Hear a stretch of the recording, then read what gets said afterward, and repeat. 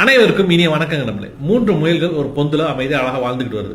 ஒரு நாள் திடீர்னு ஒரு பாம்பு வந்து இந்த பொந்தை எட்டி பார்த்து சொல்லுது, நான் உங்களெல்லாம் ஒன்றும் பண்ண மாட்டேன், எனக்கு யாருமே கிடையாது, நான் அனாதை, என்னை உங்களோட சேர்த்துக்கிறீங்களா, நான் டெய்லி உங்களுக்கு கதையெல்லாம் சொல்றேன், நம்ம ஃப்ரெண்ட்லியா இருப்போம் அப்படின்னு சொல்லி பாம்பு கேட்குது.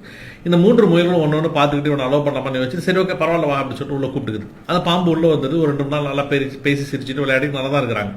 ஆனால் 3ஆவது நாள் அந்த பாம்பு வந்து ஒரு முயலை கடிச்சு சாப்பிட்டு அங்கே வந்து தப்பிச்சு ஓடி போயிடுது.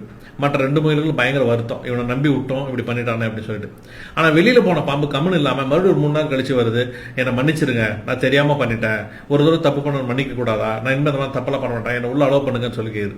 2 முயல்களும் ஒன்று பார்த்துட்டு சரி மறுபடியும் தப்பு பண்ண மாட்டான்னு நினச்சி அந்த பாம்பை வந்து உள்ள அலோவ் பண்ணிடுறாங்க. மறுபடியும் 2 நாள் நல்லா பேசி சிரிச்சு நல்லா தான் இருக்கிறாங்க. ஆனால் 3ஆவது நாள் மறுபடியும் அந்த பாம்பு இன்னொரு முயலை கழிச்சு சாப்பிட்டு அங்கே வந்து ஓடி போயிருது. இப்போ ஒரு முயல் மட்டும் தான் இருக்குது.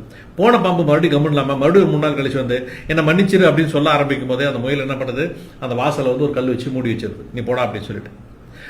நம்முடைய வாழ்க்கையும் அந்த மாதிரி தான். நம்ம வாழ்க்கையில யாரை மறுபடியும் மன்னிக்கிறது, யாரை மறுபடியும் சேர்த்திக்கிறது அப்படிங்கிறது ரொம்ப ரொம்ப கவனமா இருக்கணும் நம்மளே.